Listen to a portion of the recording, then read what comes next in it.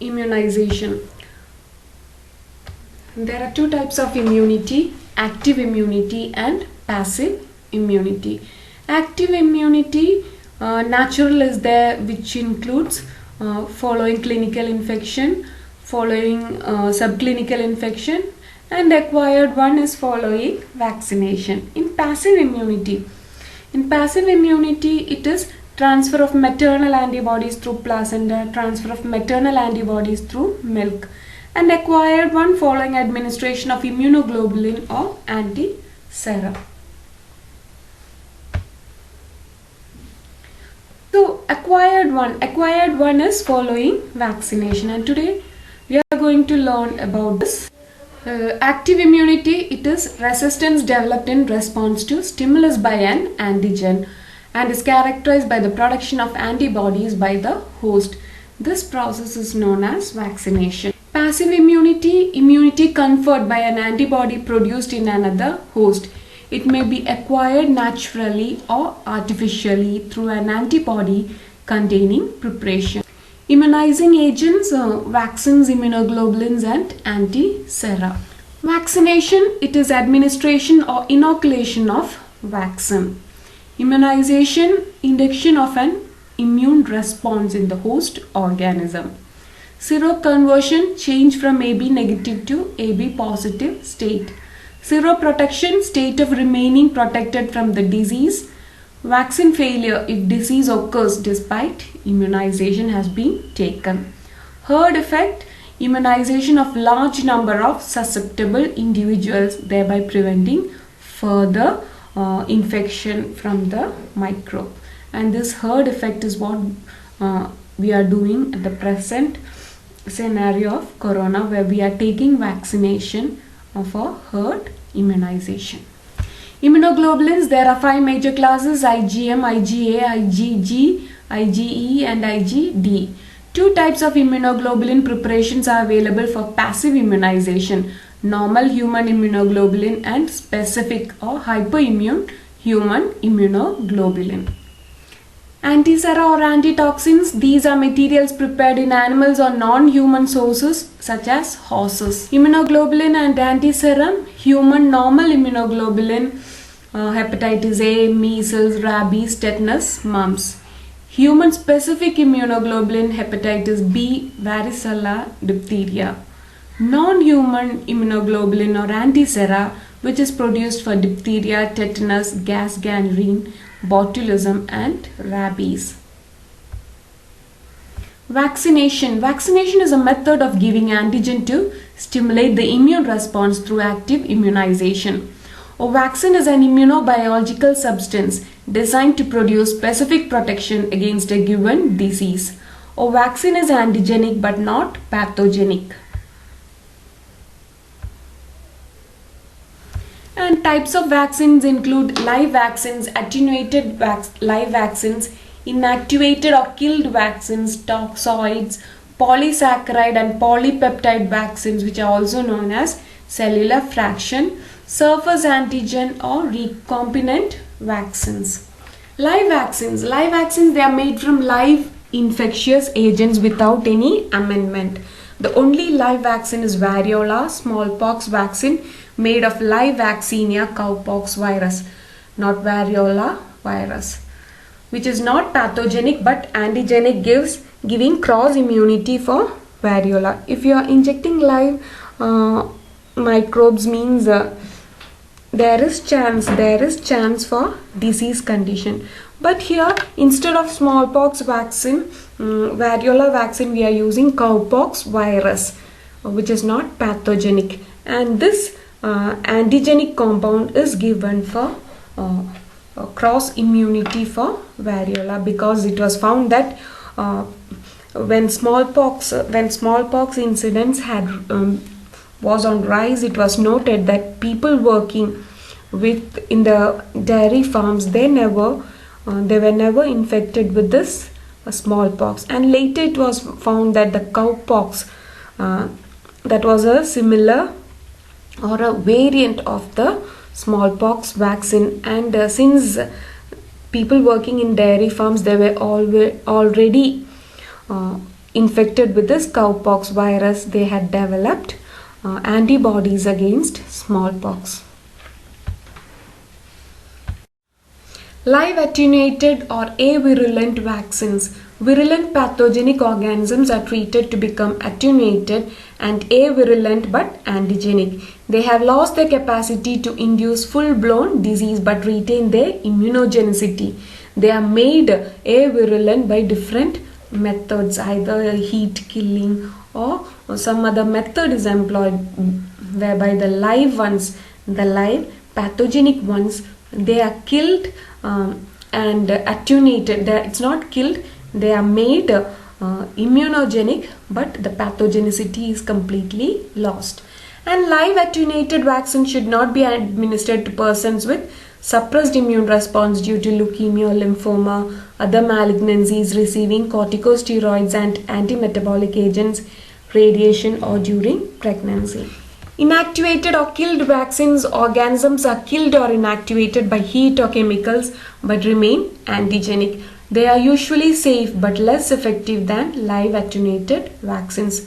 The only absolute contraindication to their administration is a severe local or general reaction to a previous dose. Toxoids, they are prepared by detoxifying the exotoxins of some bacteria, rendering them antigenic but not pathogenic. Adjuvant, example alum precipitation, is used to increase the potency of vaccine.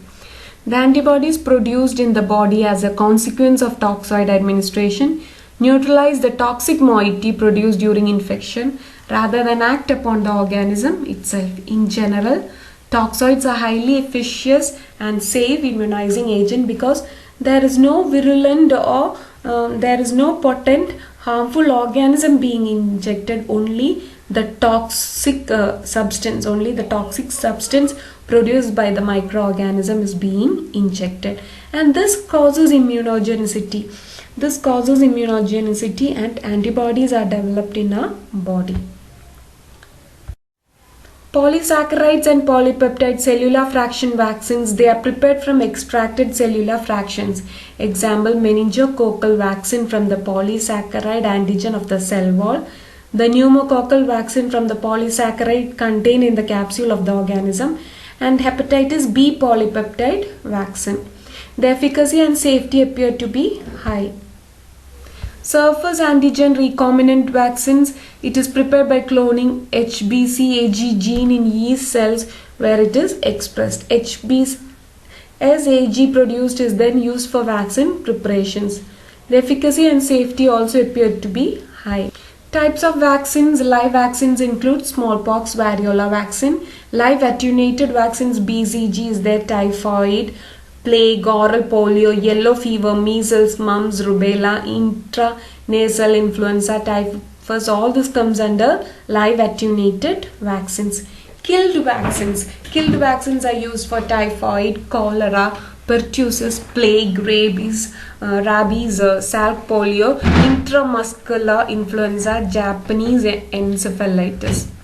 Toxoids, it is used for diphtheria, tetanus. Cellular fraction vaccines, those are for meningococcal polysaccharide vaccine, pneumococcal polysaccharide vaccines, hepatitis B polypeptide vaccine. And recombinant vaccines are introduced for hepatitis B vaccine. Combinations are DPT, it's diphtheria, pertussis, tetanus, MMR, mumps, measles, rubella, DT is diphtheria, tetanus, HIB, it is hepatitis B, hepatitis influenza B and hepatitis B. Pentavalent, which includes diphtheria, pertussis, tetanus, hepatitis B and Haemophilus influenza type B, which is HIB. So all this 5 together, if it is taken, it is known as pentavalent. DPT, it is taken in that combination of 3. MMR is also taken, mumps, measles and rubella. National immunization schedule should be planned according to needs of the community, and India, it is planned according to our needs. Every country has its own immunization. Age at birth, BCG is taken as intradermal. At birth, hepatitis B0 intramuscular. At birth, OPV is taken as oral. Polioviral vaccine is taken as oral. 6 weeks BCG if not given at birth, it is taken as intradermal. Intradermal means on within skin, and intramuscular means into muscle. Oral means it is administered orally. 6 weeks it is pentavalent that is taken. 6 weeks it is oral polio vaccine 1 that is taken again oral. 6 weeks again hepatitis B1 interest taken. Routes of administration: deep subcutaneous or intramuscular route, where most vaccines are injected into muscles. Oral route, which includes Sabine vaccine or oral BCG vaccine that is given oral at the time of birth and all. Intradermal route, BCG vaccine. Scarification, it is smallpox vaccine which is given which is also given orally. Intranasal route, through nose it is given live attenuated influenza vaccine. And scheme of immunization: primary vaccine, 1 dose vaccines, BCG, variola, measles, mumps, rubella, yellow fever. Multiple dose vaccines are polio, DPT, hepatitis B. If the memory cells retain that information for longer time, only 1 dose is required. If the multiple dose vaccines are taken when the memory cells retain the information for shorter time. And the vaccine that is taken, you call it as booster vaccination. It maintains immunity level after it declines, after the memory cells are weakened. If the memory in the duration of a memory cell is few months, then you go for booster vaccination. Booster vaccination is again giving the vaccine to retain that immunity. Periods of maintained immunity due to vaccine: short period or months cholera vaccine, 2 years TAB vaccine, 3 to 5 years DPT vaccine, 5 or more years BCG vaccine, 10 years for yellow fever vaccine. And solid immunity: measles, mumps and rubella vaccines, they have solid immunity that is throughout life. Levels of effectiveness: absolutely protective 100% yellow fever vaccine, almost absolutely protective 99% variola, measles, mumps, rubella vaccines and diphtheria and tetanus toxoid. Highly protective 80 to 94% polio, BCG, hepatitis B and pertussis vaccine, where there is chance for occurring of this disease even though vaccines are being taken. You call it as highly protective one. The absolute and almost absolute protective one, they do not occur. That condition, the symptoms doesn't appear once you go for vaccination, or there is no chance for that disease to occur. Whereas moderately protective one, that is TAB, cholera vaccine and influenza killed vaccine, there is chance for reoccurrence. The chance for reoccurrence is high. It is just 40 to 60% moderately protective vaccines. The cold chain is a system of storage and transport of vaccines at low temperature from the manufacturer to the actual vaccination site. The cold chain system is necessary because vaccine failure may occur due to failure to store and transport under strict temperature controls. The cold chain equipment consists of the following: walk-in cold rooms. They are located at regional level, meant to store vaccines up to 3 months and severe ones. Deep freezers 300 liter and ice-lined refrigerators, small deep freezers and ice-lined refrigerators. Cold boxes are supplied to all peripheral centers. Vaccine carriers are there, used to carry small quantity of vaccines for the out of reach sessions. Ice packs, the ice packs contain water and no salt should be added to it. Among the vaccine, polio is the most sensitive to heat, requiring storage at minus 20 degrees centigrade. Vaccines which must be stored in the freezer compartment are polio and measles. Vaccines which must be stored in the cold part but never allowed to freeze are typhoid, DPT, tetanus toxoid, DT, BCG and diluent. Hazards of immunization: no immune response is entirely free from the risk of adverse reactions or remote sequelae. The adverse reactions that may occur may be grouped under the following head, like reactions inherent to inoculation, reactions due to faulty techniques, reactions due to hypersensitivity to the injected vaccines, neurological involvements, because all vaccines have some sort of side effects to hypersensitive people. Provocative reactions because of this vaccination. If you are suffering from some other diseases and all, there is chance for diseases to occur, some other disease to occur. That condition is known provocative reactions. And some other cases where it could be because of the inactivity, or because of the less immunization power of the vaccine that is being injected. And precautions to be taken before administration of the anti-serum or antitoxin. It is necessary to test for sensitivity reaction, and this is done in two ways. Instilling a drop of the preparation into the conjunctival sac, a sensitized person will develop pricking of the conjunctiva. A more reliable way of testing is by intradermal injection of 0.2 ml of anti-serum diluted 1:10 with saline, and a sensitized patient will develop a wheal and flare within 10 minutes at the site of injection.